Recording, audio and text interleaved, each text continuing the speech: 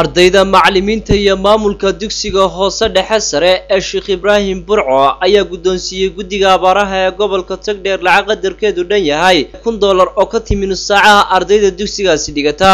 munaasabadan lagu guddoonsiinayay guddiga abaaraha ee gobolka Togdheer oo ka dhacday xarunta dugsiga Sheekh Ibraahim ee magaalada Burco ayay ka soo qayb galeen xubno ka tirsan guddiga abaaraha ee gobolka Togdheer oo horkacayay gudoomiyaha gobolka Togdheer ahna gudoomiyaha guddiga abaaraha Yaasiin Maxamed Cabdi, wasaaradda waxbarashada, macallimiinta iyo ardayda dugsigaasi oo aad u tiro badnaa iyo bahda saxaafadda. ugu horreyn waxaa munaasabadaasi ka hadlay maamulaha dugsiga Sheekh Ibraahim Cabdiraxmaan Axmed Cawad waxaanu sheegay in kaalmada ay maanta ardayda dugsiga Sheekh Ibraahim ku deeqday ay tahay mid ay ka jareen nus saacahoodii, isagoo tilmaamay inay garteen in wadciga iyo duruufaha adag ee haysta dadka abaaraysan sidii loo caawin lahaa ay ka qayb qaataan. waxaanu intaasi ku daray maamulaha dugsiga Sheekh Ibraahim in ardaydu iyada oo ka jawaabaysa baaqi ka soo yeedhay madaxweynaha Somaliland iyo guddiyada abaaraha ay qaateen fikirkan ah inay ka qayb qaataan howlaha taakulaynta dadka abaaraysan ee guud ahaanba ka socda Somaliland. waxaa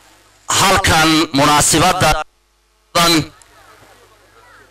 oo ku saabsan ardaydeena dugsiga Sheekh Ibraahim oo istusay fikradoodana ay ka soo maaxatay ee wadciga adag ama duruufta adag ee dadkeena iyo dalkeenu maanta ku jiro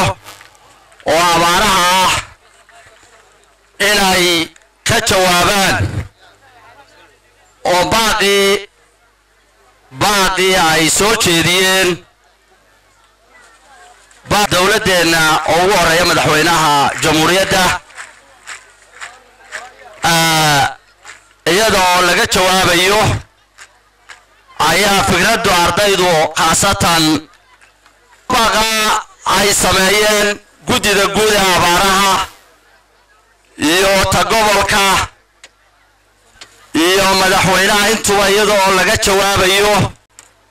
ayay fikraddanu ka timid ardayda khaasatan ardayda dugsiga sare. waxaa kaloo iyaguna munaasabadani ka hadlay gudoomiye ku-xigeenka wasaaradda waxbarashada gobolka Togdheer iyo qaar ka tirsan guddiyada ardayda ee dugsigaasi. dhammaantoodna waxa ay ku dheeraadeen sida loogu baahan yahay in laga wada qayb qaato sidii loo kaalmeyn lahaa dadka ku abaaraysan gobolka Togdheer. gudoomiyaha gobolka Togdheer Yaasiin Maxamed Cabdi ahna gudoomiyaha guddiga abaaraha oo deeqdaasi ka gudoomay ardayda iyo maamulka dugsigaasi ayaa ammaan ballaaran u soo jeediyay sida ay ardayda dugsigani u dareemeen dhibaatada jirta una go'aansadeen inay kaalmooyin ka geystaan dadka haraadka iyo abaarta ugu ildareen deegaamo hoos yimaada gobolka Togdheer. maanta waxaa farxad weyn ah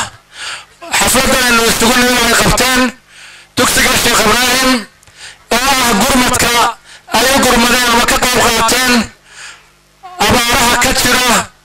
gobolka oo runtii aad iyo aad ugu baahsan xagga biyaanta iyo xagga cunto la'aanta xoolaha iyo dadkaba. waxaan aad iyo aad idinku mahadcelinayaa ilaah baa mahad leh oo idinku ammaanaya oo idinku boorinaya oo ilaahay idinka baryayo guulayo waxbarashadiina iyo dadaalka wadan qaybta ka qaadateen iyo danqashada ka danqateen idinkoo yaryar oo caruur ah dhibaatooyina haysata. waxaanu gudoomiyuhu ku booriyay in ardayda kale ee dugsiyada gobolku ay ku daydaan ardayda dugsiga Sheekh Ibraahim kana qayb qaataan taakulaynta dadka abaaraysan. geesta kale ardayda dugsigani lacagta ku deeqday ayaa ka warramay dareenkooda ku aadan iyo fariinta kale ay u dirayaan ardayda dugsiyada kale ee Somaliland.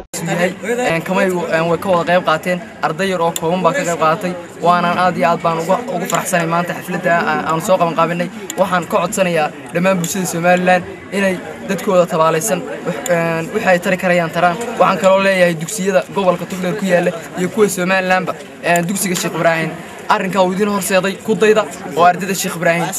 barnaamijka iyo hawsha ay galeen mid la mid ah gala. waxaan ardayda ku baraarujinaya ummadda reer Somaliland inaan dumarkan oo kaliya aan ka qayb galayn dhaqaalaha sidan oo aan u bixinayn abaaraha ku saabsan laakiin aan u diyaarnahay markasta inaan ka qayb galno ummadda reer Somaliland aanu kaalinteedana ka qaadano kana muujino si aanu ardaynimadeeda u muujin lahayn iyo saan ugu doonayno dalka. dugsiga hoose dhexe ee Sheekh Ibraahim Burco ayaa isagu ka mid ah dugsiyada ugu ardayda badan Somaliland kuwaasi oo sanadkani ku fekeray in kaalmo ay ka geystaan dadkooda abaaraysan ee gobolka Togdheer. Ay ugu deeqeen ardayda dugsiga hoose dhexe sare ee Sheekh Ibraahim ayaa noqonaya kaalmadii ugu horeysay ardayda dugsiyada gobolka Togdheer ay gaarsiiyaan dadka ku abaaraysan deegaamada gobolka Togdheer.